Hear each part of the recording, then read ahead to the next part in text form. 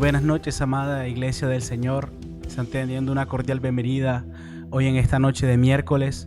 Hoy es una noche para adorar al Señor. Hoy es una noche para entregarle todo este tiempo al Señor. Amén. Ahí donde está, vamos a entregarle este tiempo al Señor. Amantísimo Jesús, hoy hemos venido, Señor, con corazones dispuestos, Señor, con corazones humillados, Señor. Hoy queremos, Padre Santo, ver tu gloria, Señor. Hoy queremos, Señor, de que tu presencia, Señor, nos toque, Padre Santo. Que tu fuego, Padre Santo, Señor, queme todo lo que no es tuyo, Dios.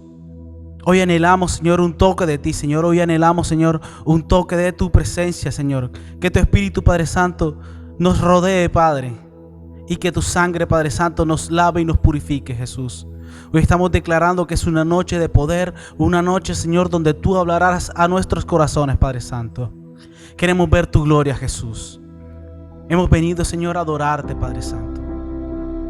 ¿Cuántos han venido a adorar al Señor? Hoy queremos acercarnos más al Padre. Amén. Vamos, dile, acércanos. Acércanos a ti. No te vayas, anhelamos más. Nos postramos en tu altar, que tu gloria llene este lugar.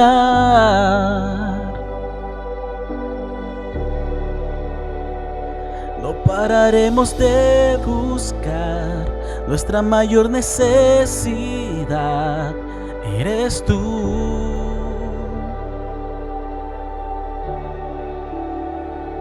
Ven, sácianos, queremos más. Inunda todo este lugar de ti. ¿Cuántos quieren ver su gloria? Hasta que tu gloria nos consuma, adoraremos.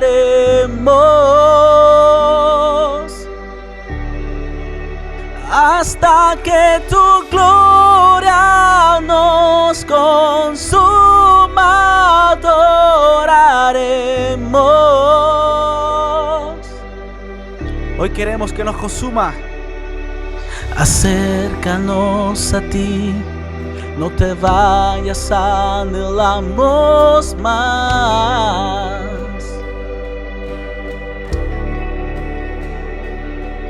Nos postramos en tu altar, que tu gloria llene este lugar. Dile, no pararemos. No pararemos de buscar, nuestra mayor necesidad eres tú. Dile, ven, sácianos. Ven, sácianos, queremos más. Inunda todo este lugar de ti. Hasta que tu gloria, hasta que tu gloria nos consuma, adoraremos. Hasta que tu gloria nos consuma, adoraremos.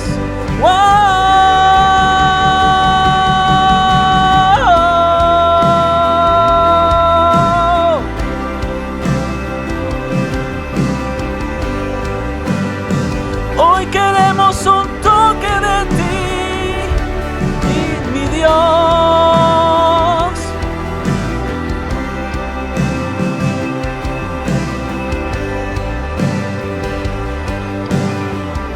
Dile, hasta ver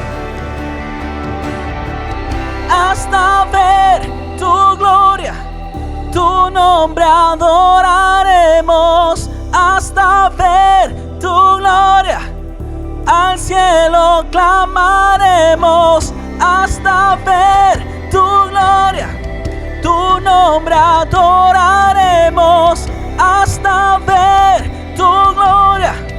¿Cuántos pueden decirlo? Hasta ver tu gloria, tu nombre adoraremos. Hasta ver tu gloria,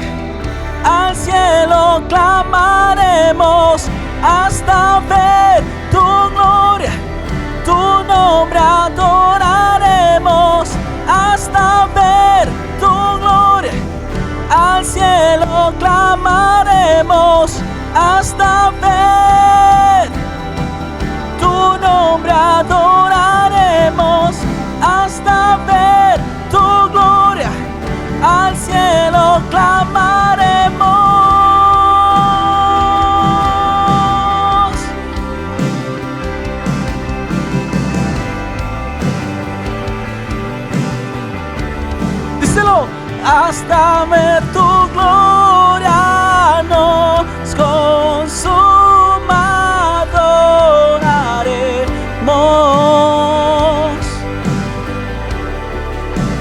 hasta que tu gloria nos consuma, adoraremos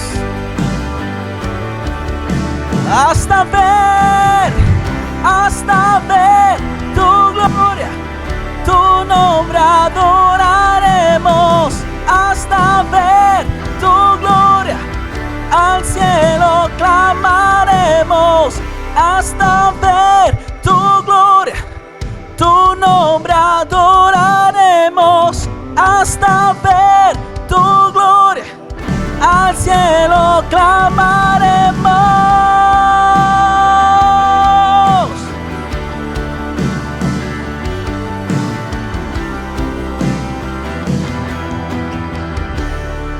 Amén. Hoy hemos venido a ver la gloria del Señor. Poderoso es su nombre. Amén, iglesia. Poderoso es su nombre. Él es Jesús.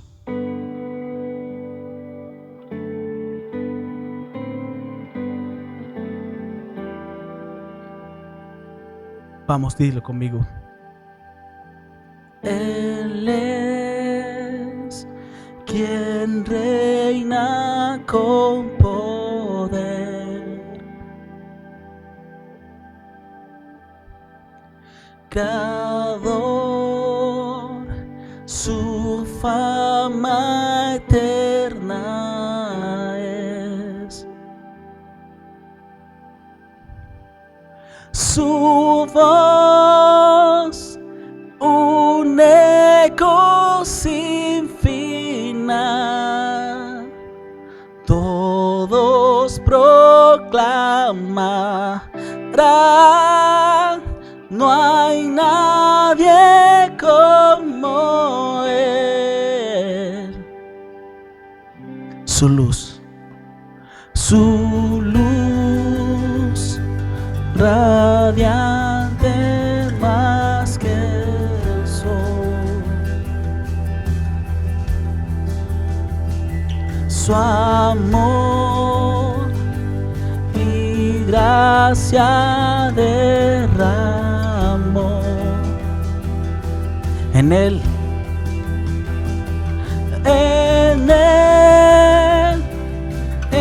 Encuentro sanidad, por siempre reinará, no hay nadie como Él. Ven a adorar al que resucitó, la luz del mundo que nos rescató. No hay otro nombre igual, no hay otro nombre igual, Cristo nuestro Dios, el vencedor que a la diestra está. Ante su trono montes caerán. No hay otro nombre igual, no hay otro nombre igual, Cristo nuestro Dios.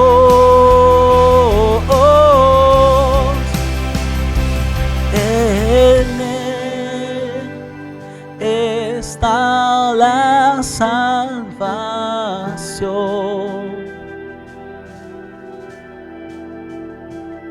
La cruz nos muestra su amor. ¿Cuántos pueden declarar que Él venció? Venció la muerte con poder. El Rey de Reyes es, no hay nadie como Él. Díselo. Ven a adorar resucitó. La luz del mundo que nos rescató. No hay otro nombre igual, no hay otro nombre igual. Cristo nuestro Dios, el vencedor que a la diestra está. Ante su trono montes caerán. No hay otro nombre igual, no hay otro nombre igual. Cristo nuestro Dios, Jesús.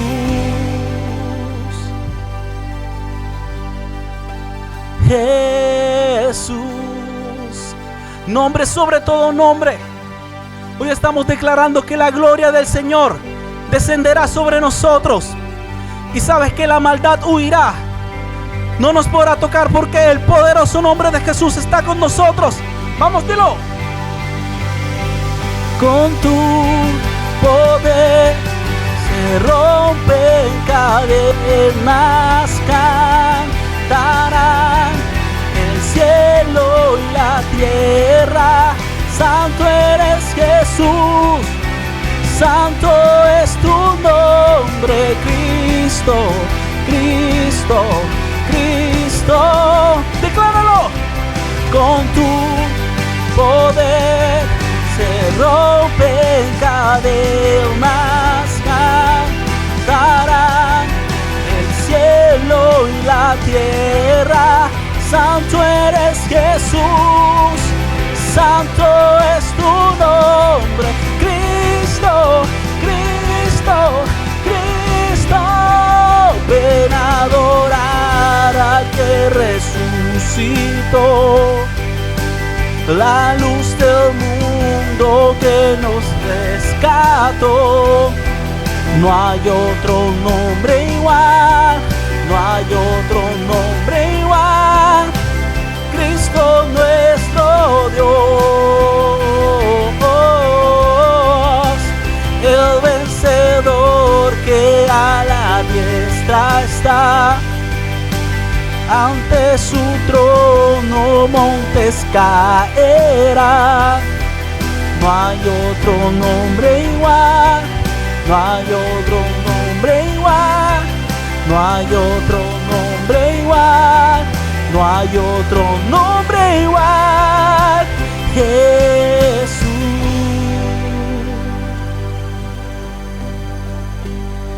Jesús, Jesús, eres bienvenido a este lugar, Padre. Sabemos, Dios, de que hoy hablarás a nuestras vidas. Y te pedimos, Padre Santo, que seas tú tocando nuestro espíritu. Te amamos, Señor. Dale la bienvenida, iglesia, a tu Señor. Amén.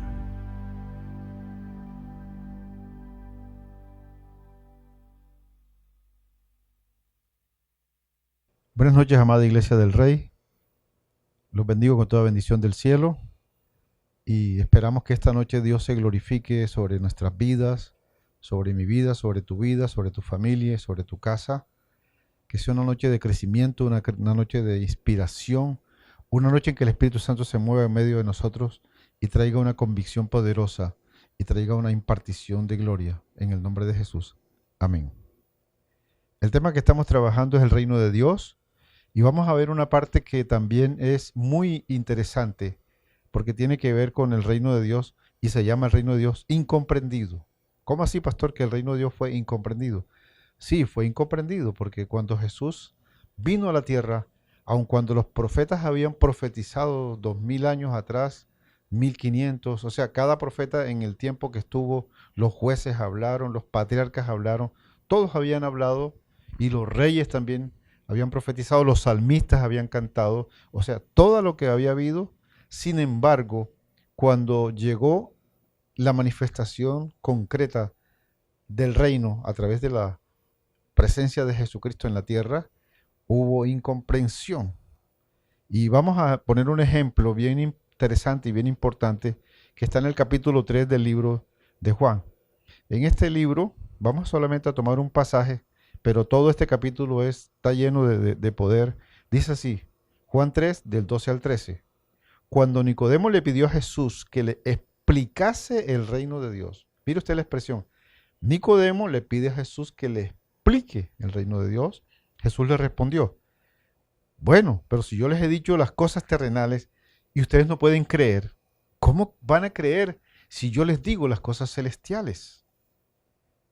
Y remató Jesús con esta expresión contundente. Nadie ha subido al cielo excepto el que bajó de allí, es decir, el Hijo del Hombre. Veamos entonces nosotros primero que todo quién era el que estaba hablando con Jesús, quién era Nicodemo. Todo esto está explicado en el capítulo 3 de Juan. Y dice la Biblia que Nicodemo vino a Jesús de noche y Nicodemo era un principal entre los fariseos. Es decir, era un maestro de Israel, era un hombre versado, calificado, conocía las escrituras. Sin embargo, él, cuando Jesús hablaba del reino, él no entendía. ¿Cómo es esto? No entiendo, Jesús, que tú estás hablando de reino. Por eso el tema de hoy se llama el reino de Dios incomprendido. Los que sabían la palabra, los que conocían las escrituras, no entendían. Y bueno, vamos a ver también otros asuntos que tienen que ver con la audiencia que Jesús tuvo, porque Jesús tuvo varias audiencias, pero la audiencia principal de pronto que Jesús tuvo también en este tiempo, los que más escucharon la palabra, los que más se identificaron con la palabra, fueron los pobres, fueron los huérfanos, fueron las viudas, fueron los extranjeros, fueron los enfermos, fueron los cautivos, fueron los que estaban endemoniados. Para ellos fue una luz de esperanza muy poderosa la palabra que el Señor estaba trayendo. Por eso la palabra, cuando el Señor se levantaba y predicaba allá en el monte, en las bienaventuranzas, Jesucristo como decía, bienaventurados los pobres de espíritu, porque ellos serán herederos del reino de los cielos. Bienaventurados los justos, bienaventurados los que lloran, porque ellos van a ser consolados. Es decir, Jesús hablaba una palabra sencilla, clara y directa, un mensaje muy definido, no como se hablaba antes. Entonces aquí vemos que este Nicodemo no tenía la capacidad o la revelación para entender de qué se trataba el reino de Dios. Y él, cuando habló con Jesús, Jesús le dijo, yo te dije las cosas terrenales. ¿Cuáles fueron las cosas terrenales? Le dijo, Nicodemo, es necesario nacer de nuevo para que tú puedas ver el reino de los cielos. El reino de los cielos hay que verlo para poder luego entrar en él y para poder luego vivir en él u operar en él. O sea, son 3 niveles, pero el primer nivel no podía verlo Nicodemo. Entonces Jesús le sigue explicando a él, a Nicodemo, con la palabra. Nicodemo decía, Señor, pero nadie puede hacer estas señales que tú haces si no viniera de Dios. ¿Cómo puede un hombre nacer de nuevo? Le preguntaba Nicodemo a Jesús. ¿Acaso yo siendo un viejo ya así formado con 1,90, decía Nicodemo, entonces yo puedo entrar en el vientre de mi madre de nuevo y nacer de nuevo? Entonces Jesucristo le dijo, no, Nicodemo, lo que es nacido de la carne, carne es. O sea, tú y yo, nosotros todos hemos nacido ¿dónde? De la carne. El nacimiento de la carne es el nacimiento que viene por la sangre y por el agua. Pero hay un nacimiento superior, hay un nacimiento mayor, hay un nacimiento que es por la fe en Jesucristo como Hijo de Dios, en la fe como Jesucristo como Salvador, en la fe como Jesucristo como Redentor y en la fe de Jesucristo como aquel que trajo y lo dio todo y que derramó toda su sangre por nuestras vidas. Entonces Jesús le seguía explicándole a Nicodemo, el viento sopla de donde quiere, no sabes de dónde viene, ni tampoco sabes para dónde va. Así es todo aquel que es nacido del Espíritu. Entonces son palabras donde Jesús le estaba hablando a él de cosas sencillas, cosas simples, cosas naturales. Y él le decía, pero ¿cómo puede hacer esto, Señor? No te entiendo, Señor, no te entiendo. Y Jesús le dice, pero tú eres maestro de Israel y no puedes entender estas cosas. De cierto te digo que lo que nosotros sabemos, eso hablamos. Jesús le está todavía y lo está induciendo. Y lo que hemos visto testificamos, pero ustedes no reciben nuestro testimonio. Si yo les he dicho las cosas terrenales y no creen, ¿cómo creerán si les dijere las cosas celestiales? Nadie subió al cielo, sino solamente el que descendió del cielo, el Hijo del Hombre, que está en el cielo. Aleluya. Es decir, aquí estamos mirando ya, metiéndonos en el tema, que personalidades instruidas, educadas, del Israel de la época del Señor, no les había amanecido la revelación del reino, no entendían el asunto de la predicación que hacía Jesús. Cuando el mensaje del reino llegó a los judíos, ellos estaban viviendo bajo una mano de hierro. ¿Cuál mano de hierro, pastor? La mano de hierro del Imperio Romano. El Imperio Romano los tenía subyugados, los tenía dominados, ellos tenían que pagar altas tarifas de impuestos a este Imperio Romano. Y la mayoría del pueblo en la tierra vivía en pobreza, vivía en ignorancia. Israel estaba bajo esta pesada carga. Pero Jesús vino predicando este mensaje, como dije inicialmente, a los pobres. Él le predicó a los pobres, le predicó a los desamparados, le predicó a los que estaban enfermos, a los que estaban poseídos por demonios. Estas personas oyeron el mensaje, recibieron una luz de esperanza, recibieron una gran bendición, porque dijeron, vamos a escapar de la situación miserable en que nosotros estamos viviendo. Entonces, este tema del reino de Dios no se trata solamente del reinado general de Dios sobre la historia. Eso no tiene discusión. Pero se trata ahora de que Dios siempre ha sido soberano. Dios siempre ha sido el dueño de la tierra. Dios fue el que la creó, el que la formó, el que la desarrolló, el que produjo todas las leyes que se cumplen todavía en el día de hoy. Entonces, el mensaje del reino, ¿de qué se trata, pastor? Se trata ahora de un reinado, pero redentor, un reinado salvador. El mensaje de Cristo era que el reino ya estaba cercano. Jesucristo le decía a ellos, arrepentíos, porque el reino de los cielos se ha acercado. ¿Y qué se trataba de hacer? Como era un mensaje de redención, es un mensaje de salvación, si no hay arrepentimiento de pecados, si no hay un cambio de mente, si no hay un cambio de actitud frente a la vida de pecado, frente a la vida mundana, frente a la vida que está lejos de Dios, la vida de aquellos que no buscan a Dios para nada, no puede haber un cambio, el reino no puede llegar a estas personas. Entonces, ¿qué era lo que estaba cercano? Lo que ya estaba cercano, que Jesús estaba hablando, era la justicia de Dios, era la redención eterna. La reconciliación y la remisión de pecados estaban ya a las puertas tocándolos. Por eso cuando Jesús muchas veces fue a sanar enfermos o cautivos, decía, perdono tus pecados. Y los fariseos se escandalizaban de estas expresiones que Jesús daba, porque decían, pero este hombre, ¿quién es para que tenga la autoridad de perdonar pecados? Si el único que puede perdonar pecados es Dios. Entonces, lógicamente, solamente se podía lograr este perdón de pecados mediante la sangre del Cordero y mediante la fe en la sangre del Hijo de Dios. Esto fue lo que Daniel vio en la visión de las 70 semanas. Recordemos, cuando predicábamos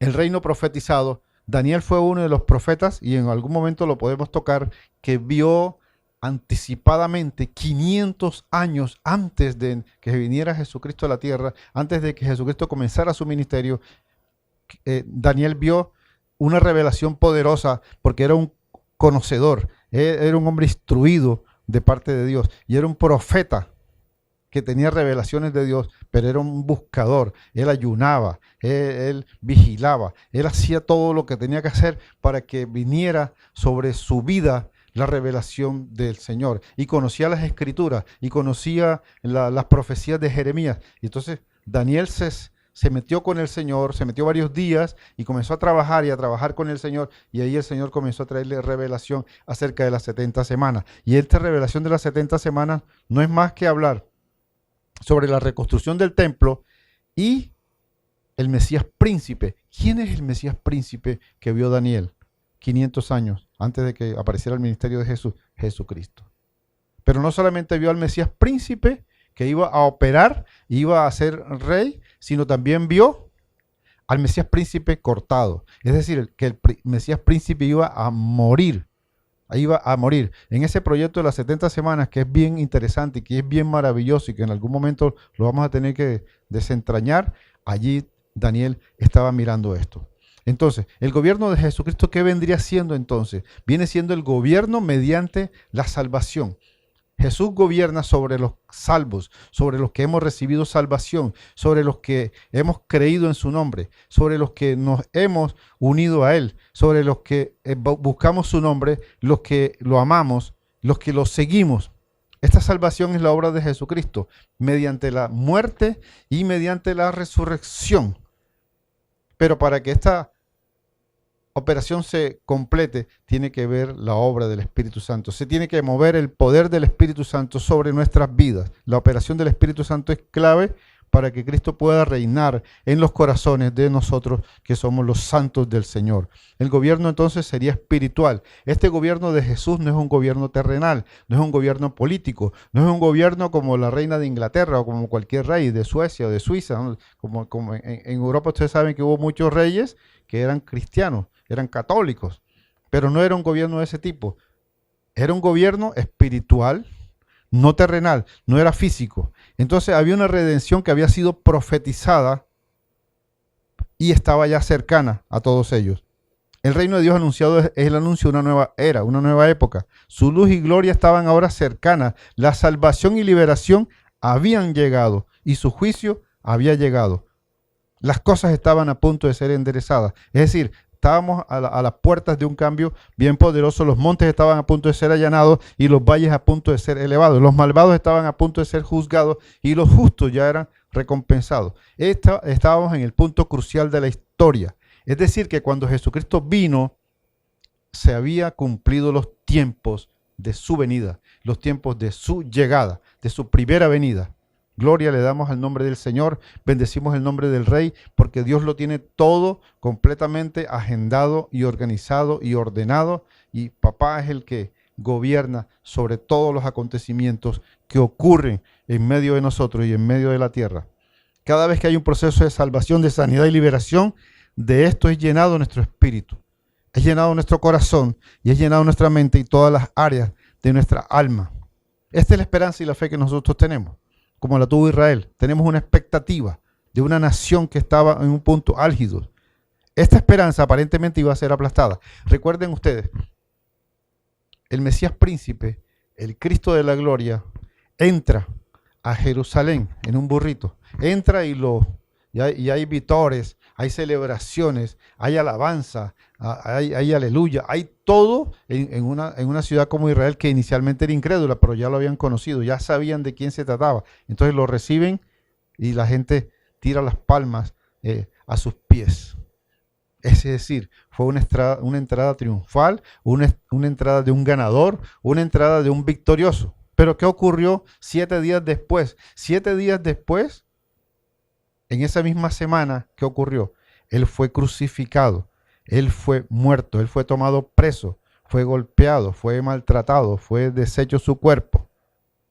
La pregunta que tú y yo tenemos que hacernos ahora, ¿ese era el plan de Dios? ¿Era el plan de Dios que Jesucristo fuera rey de Israel, como es cualquier rey, como fue David o como fue Salomón? ¿O era el plan de Dios que él muriera? ¿Cómo vamos a encontrar nosotros la respuesta? Número 1, Isaías profetizó la muerte de Jesús. Número 2, Daniel también la profetizó en el capítulo 9. Y número 3, Jesús mismo habló de que él sería rechazado y que él también sería muerto. Jesucristo mismo habló de que él sería rechazado. Jesucristo mismo habló de que él sería muerto. Entonces estamos hablando aquí de que Jesús estaba predicando el reino de Dios. Jesucristo estaba demostrando el reino de Dios. Jesucristo estaba haciendo milagros, estaba haciendo sanidades, prodigios, estaba haciendo liberaciones. Los cautivos eran sacados de la cárcel. O sea, había una manifestación muy gloriosa.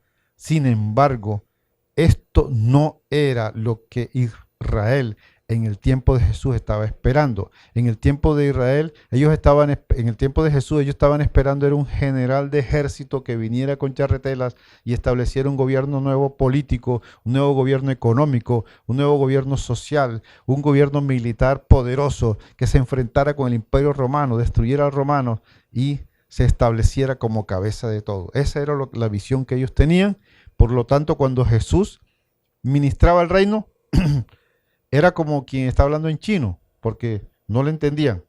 Ni le entendían ni tampoco le querían entender. No tenían el corazón para lo que Jesucristo estaba diciendo. Por eso entonces nosotros decimos que el reino de Dios es invisible. ¿Por qué es invisible? En la palabra que citamos de Juan 3, Jesucristo le dice a Nicodemo, es necesario nacer de nuevo para que puedas ver el reino de Dios. Es decir, que el que no ha nacido de nuevo no puede ver el reino de Dios. Y el que no ha nacido de nuevo tampoco puede entrar en el reino de Dios. Y el que no ha nacido de nuevo tampoco podrá operar en el reino de Dios, sino que estará por fuera.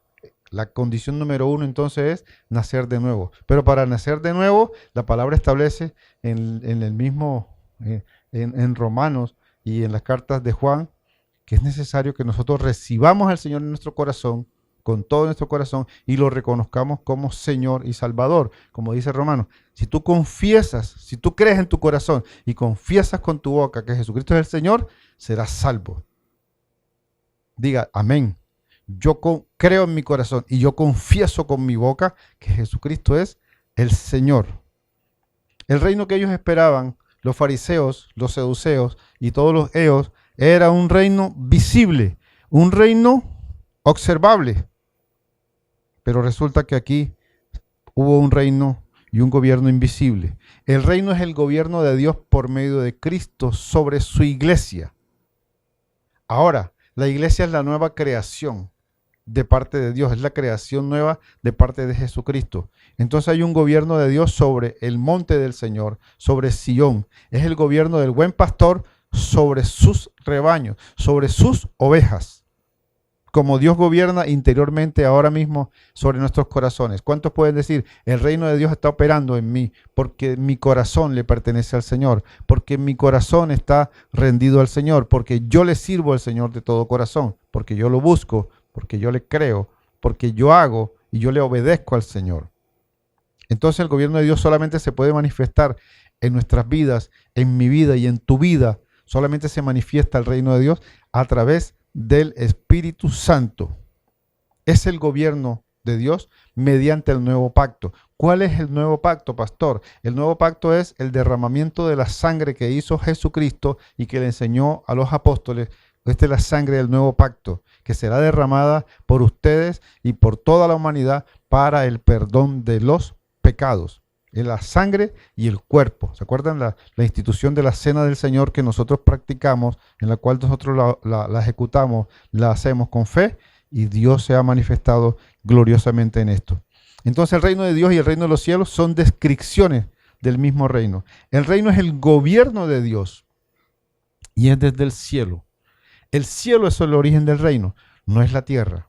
Jesucristo vino a traer a la tierra lo que ya existía, ¿dónde? En el cielo. ¿Quién está reinando en el cielo? Diga, nuestro Padre Celestial. ¿Y quién venía a reinar en la tierra? ¿Quién debe reinar en la tierra? Jesucristo, el Hijo de Dios. La tierra es regida por el cielo. La palabra dice, hágase su voluntad aquí en la tierra como en el cielo.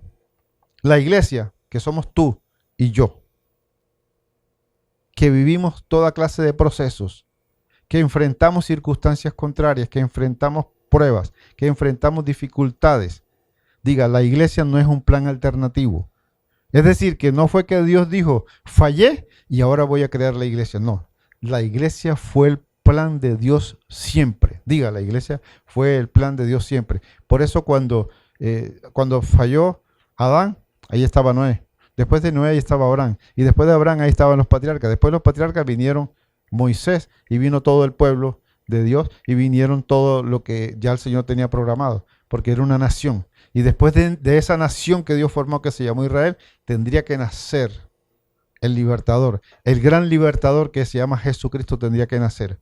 Entonces la iglesia es el plan de Dios de todos los tiempos. La iglesia no es un paréntesis, no es un tiempo que no se sabe qué va a pasar. Estamos en el tiempo de la iglesia, la manifestación de la iglesia, pero la iglesia es el cuerpo de Jesucristo. Jesucristo es nuestra cabeza, nosotros somos el cuerpo. Jesucristo nos ha colocado a nosotros en lugares celestiales junto con Él, lugar donde Él habita ahora, después de su victoria, después de su resurrección, después de su ascensión, Él está ahora con el Padre. Y tú y yo tenemos que tener esa convicción y esa seguridad y esa fe de quiénes somos, con quién estamos, con quién andamos, cómo nos movemos. Y el Espíritu Santo es protagonista junto con la iglesia porque es el nexo perfecto entre el cielo y la tierra. Y la iglesia también es un nexo porque estamos conectados con el Espíritu Santo. Nosotros podemos hacer que la voluntad de Dios baje de la tierra, del cielo a la tierra, y se ejecute la voluntad de Dios aquí en la tierra. Entonces Jesús le comenzó a hablar a sus discípulos de la iglesia. Jesús fue el que trajo la iglesia, fue el que formó la iglesia. Y Él fue el que la parió con su muerte. Cuando Él murió en la cruz, todo lo que Él hizo era para que viniera y naciera su iglesia. Cuando Él murió y Él fue atravesado en el costado y salió sangre y salió agua, allí estaba naciendo la iglesia. La iglesia son las personas contra las cuales las puertas del infierno no pueden prevalecer. La iglesia eres tú y yo. Diga, el infierno no puede prevalecer contra mí. El infierno no puede prevalecer contra mi casa. El infierno no puede prevalecer contra mi familia. El infierno no puede prevalecer contra Casa Apostólica. El infierno no puede prevalecer contra la iglesia de Jesucristo en ningún lugar de la tierra, porque todos estamos destinados a cumplir el plan de Dios. Nosotros somos el plan de Dios. Nosotros somos los ejecutores del plan de Dios. Aunque el enemigo se oponga, aunque el enemigo se levante una y otra vez, aunque el enemigo haga conspiraciones, aunque el enemigo haga complots, aunque el enemigo urda cualquier maniobra de engaño y de traición, y aún logre convencer a algunos de los miembros que están en la iglesia, siempre la iglesia va a salir vencedora sobre el enemigo. Pero hay que estar siempre alerta. El apóstol Pablo nos enseñó que nosotros no podemos ignorar las maquinaciones del enemigo. No podemos ignorar las maquinaciones de las tinieblas, sino que tenemos que estar alerta y con un espíritu de discernimiento muy claro para discernir y entender de qué se trata el mover que el enemigo quiere hacer en contra de nosotros, para poder sacarlo, para poder atarlo, para poder echarlo afuera e impedirle sus operativos, anular sus operaciones, anular sus trabajos y declarar que no tiene ningún poder. Por eso la palabra dice que las puertas del Hades no pueden prevalecer contra la iglesia de Jesucristo. Ahora, la iglesia es la eclesia, la iglesia está formada por los llamados. ¿Quiénes son los llamados? Diga, yo soy llamado, yo soy llamado, yo soy llamado de Dios, yo fui llamado por Dios. Recuerden lo que la palabra dice en Efesios, que lo hemos trabajado, Efesios 1 y 2, donde dice que nosotros fuimos escogidos en Él antes de la fundación del mundo para ser hechos sus hijos. ¿Hijos de quién? Hijos de Dios, hijos de nuestro Padre. Por eso nosotros podemos decir, somos los llamados, todos los que hemos sido salvos, todos los que están aquí, diga, yo soy salvo, yo soy salvo. Declárelo 3 veces, yo soy salvo, yo soy salvo, yo soy salvo. Todos los que son salvos son llamados por Dios. Hacen parte de la familia de Dios, hacen parte del ejército de Dios, hacen parte de la organización de Dios, hacen parte de las filas del Señor. Somos aquellos que estamos llamados a gobernar y a reinar con Cristo. En Isaías 6:8 hay una palabra maravillosa acerca del llamado que dice, después oí la voz del Señor que decía, ¿a quién enviaré? ¿Quién irá por nosotros? Y en ese mismo pasaje tenemos la respuesta que Dios espera de todo hombre que pueda acceder a la carga del corazón de Dios. Entonces Isaías respondió, heme aquí, envíame a mí. Hoy también hay un poderoso llamado de parte de Dios. Diga, hoy hay un llamado de parte de Dios. ¿A quién está llamando Dios? En esa época llamaba profetas, en esa época llamaba reyes, en esa época llamaba jueces, en esa época llamaba salmistas, coristas, compositores, escribas. Pero hoy está llamando hombres de Dios. Hoy están llamando mujeres de Dios. ¿Cuántos han sido llamados por Dios? Diga, yo soy un varón de Dios llamado por Él. Yo estoy llamado por Él y yo cumplo mi llamado y yo vengo a hacer mi asignación y yo me voy a entrenar y le doy la gloria y la honra y la alabanza al Señor porque Él es poderoso. Y un paréntesis aquí.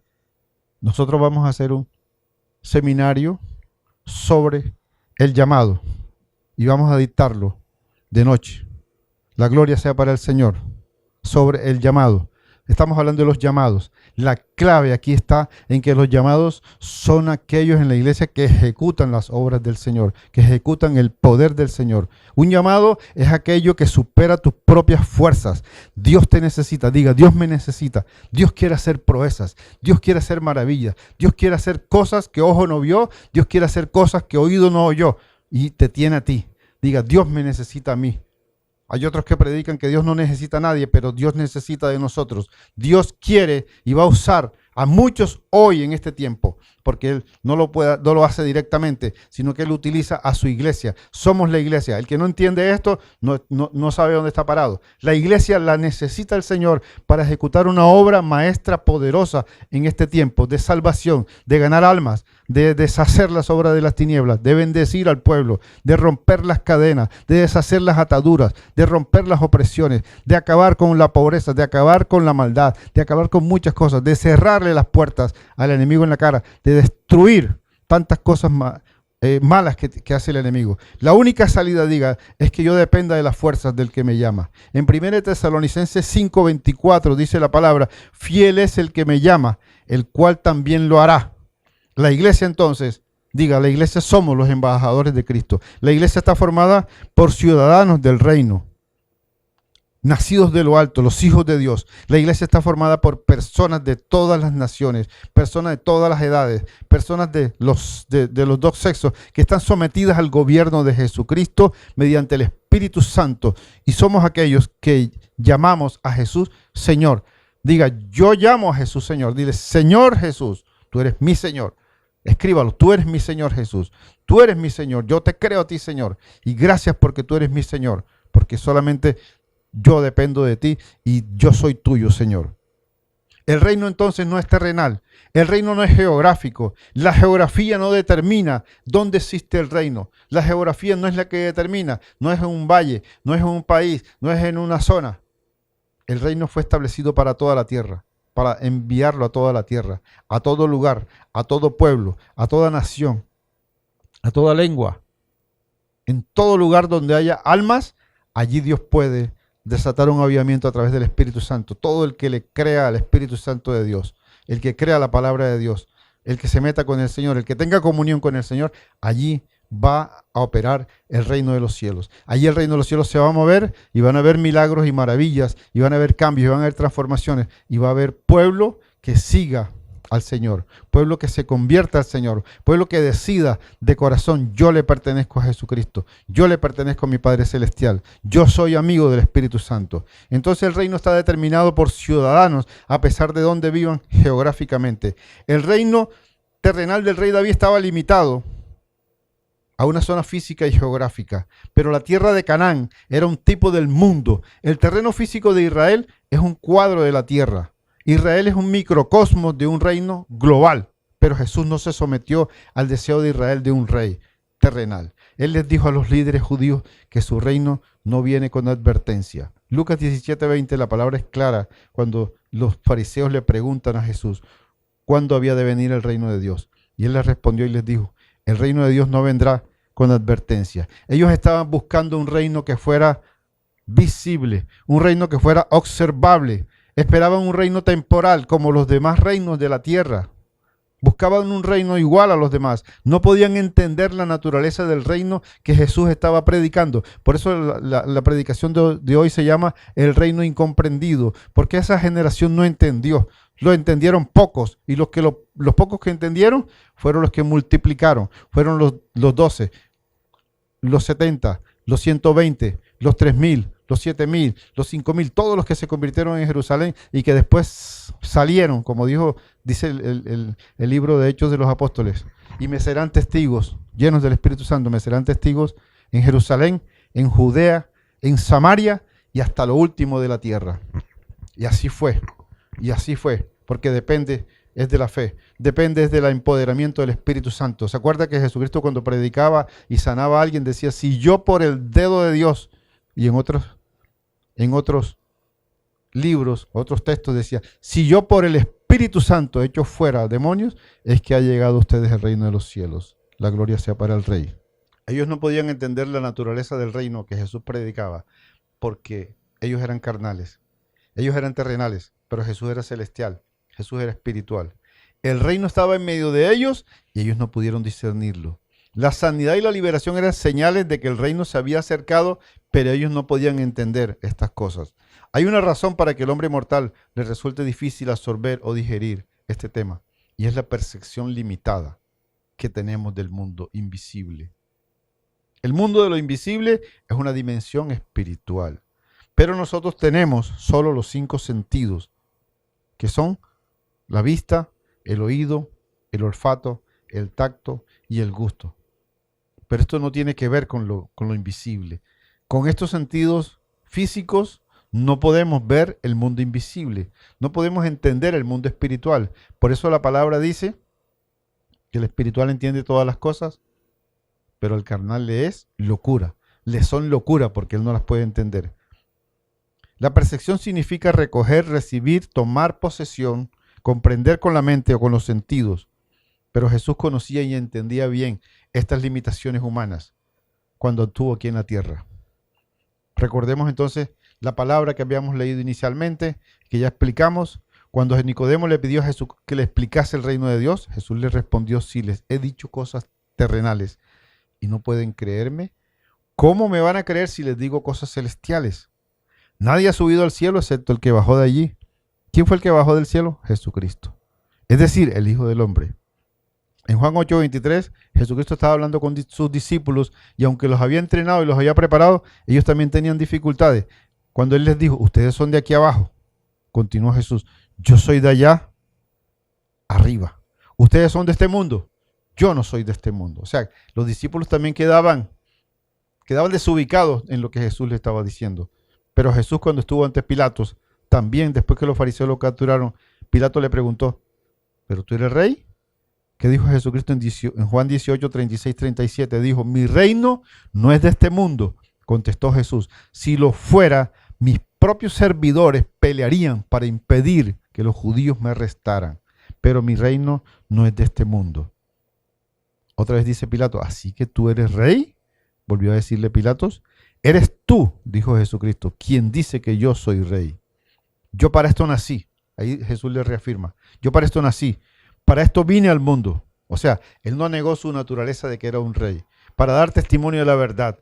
Y todo aquel que está de parte de la verdad, escucha mi voz.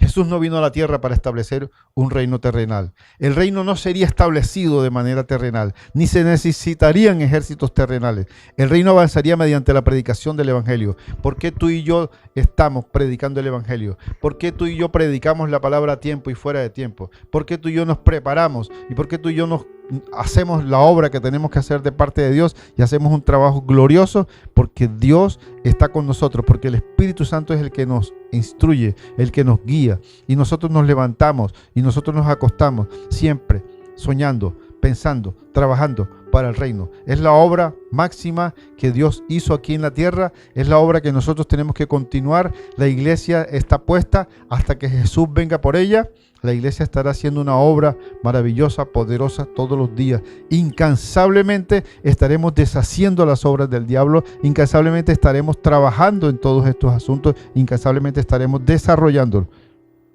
Pero había otras personas en Israel que creían en poder establecer el reino de Dios por la fuerza y se llamaban los celotes.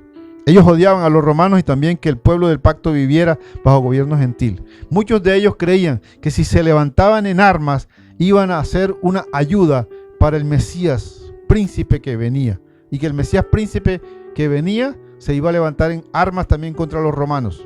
Ellos pensaban que podían apresurar la llegada del Mesías mediante la sublevación armada, pero todos sabemos que este reino no llegaría de este modo.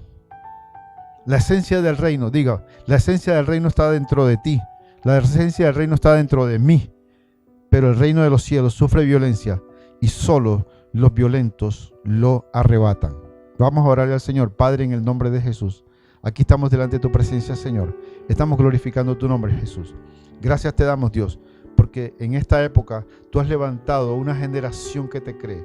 Has levantado una generación que ha recibido a Jesucristo en su corazón. Una generación que sigue los lineamientos de la palabra. Una generación que está dispuesta a pagar un precio, Señor, para sacar adelante el proyecto de Dios. Una generación que ha ido, Señor, Ha ido una y otra vez al altar, ha ido al lugar secreto, Señor, a buscar la llenura del Espíritu Santo, la presencia del Espíritu Santo, para poder andar como tú anduviste, Señor, y andar deshaciendo muchas obras del enemigo y hacer crecer y hacer expandir el reino. Hoy, Señor, nosotros estamos glorificando tu nombre y bendiciendo tu nombre. Gracias te damos, Jesús. Gracias te damos, Espíritu Santo. Gracias te damos, Padre, por habernos tenido en cuenta. Gracias porque la iglesia es una obra maestra del cielo. Si Adán y Eva fueron la creación mejor que se hizo en el Antiguo Testamento, la mejor creación del Nuevo Testamento se llama la iglesia, y la iglesia es la heredera de todas las cosas. La iglesia es quien está catapultando el reino de Dios en todas las naciones de la tierra, y la iglesia es la coheredera junto con Jesucristo de todas las bendiciones del Padre. Hoy bendecimos el nombre del Señor, hoy glorificamos el nombre del Señor. Gracias, Dios, por la iglesia. Gracias por Casa Apostólica Gloria del Rey. Dele gracias. Gracias por todas las iglesias de la tierra, por las miles y miles y millones de iglesias, Señor, que tú has podido establecer en todos los lugares de la tierra. Gracias por todos los pastores. Hoy bendigo todos los pastores, Señor. Tu nombre, Señor, sea bendecido. Gracias, amado Rey. Gracias, amado Señor, por toda la obra maravillosa que tú hiciste. Gracias, Dios. Hoy glorificamos tu nombre y bendecimos tu nombre y establecemos tu señorío, establecimos tu gracia, establecemos tu poder, establecemos tu fuerza. Tú eres el Dios todopoderoso, el Dios único, el Dios maravilloso, el Dios vencedor, y la gloria y la honra todas sean completamente para ti, en el nombre poderoso de Jesucristo, Señor. Amén, amén y amén. Que Dios dice que soy, eso es lo que soy. Donde Él dice